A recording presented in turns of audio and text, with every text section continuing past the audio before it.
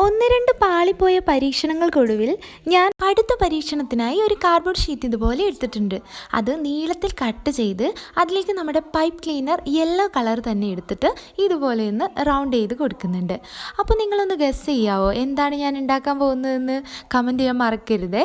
Okay, next നമ്മൾ ഒരു black colour pipe cleaner ഇതുപോലെ എടുത്ത് ട്വിസ്റ്റ് ചെയ്ത് ഫ്ലവർ പോലെ ആക്കി എടുക്കുന്നുണ്ട് കേട്ടോ. ഇതുപോലെ റെഡ് പൈപ്പ് ക്ലീനറും എടുത്ത് നമ്മളൊന്ന് ട്വിസ്റ്റ് ചെയ്ത് ഒരു കുട്ടി ബട്ടർഫ്ലൈ ഉണ്ടാക്കാനാണ് കേട്ടോ ശ്രമിക്കുന്നത്. ഇതിൻ്റെ പ്രത്യേകത എന്താണെന്ന് പറഞ്ഞിട്ടുണ്ടെങ്കിൽ നമ്മൾ ഗം ഇതിൽ യൂസ് ചെയ്തിട്ടേ ഇല്ല. കാരണം പൈപ്പ് ക്ലീനർ കൊണ്ട് നമ്മളൊരു ക്രാഫ്റ്റ് ചെയ്യുമ്പോൾ ഗമ്മിൻ്റെ ആവശ്യമേ വരുന്നില്ല എന്നുള്ളതാണ്. ഇനി ഒരു ഇലാസ്റ്റിക് എടുത്ത് യെല്ലോ കളറിലുള്ള ആ രണ്ട് ഭാഗങ്ങളും പരസ്പരം നമുക്കൊന്ന് തുന്നിയെടുക്കാം കേട്ടോ.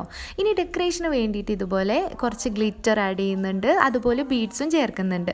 അതിന് മാത്രം ഞാൻ പശ യൂസ് ചെയ്തിട്ടുണ്ട്. അപ്പോൾ ഫൈനൽ ലുക്ക് കണ്ടപ്പോൾ മനസ്സിലായി കാണൂല്ലേ, ഒരു ഹെഡ് ബാൻഡ് ആണ് ചെയ്തിരിക്കുന്നത്. ശരിക്കും ഈ ഒരു വർക്ക് സക്സസ് ആവുമെന്ന് എനിക്ക് ഒരു ഐഡിയ ഇല്ലായിരുന്നു കേട്ടോ. കാരണം കാർഡ്ബോർഡ് നമ്മൾ യൂസ് ചെയ്തതുകൊണ്ട് തന്നെ അത് പൊട്ടിപ്പോകാനുള്ള ചാൻസ് കൂടുതലാണ്. പക്ഷേ ഇത് നന്നായിട്ട് ലാസ്റ്റ് ചെയ്യുന്നുണ്ട്. അപ്പോൾ വീഡിയോ ഇഷ്ടമായിട്ടുണ്ടെങ്കിൽ സബ്സ്ക്രൈബ് ചെയ്യാൻ മറക്കരുത്.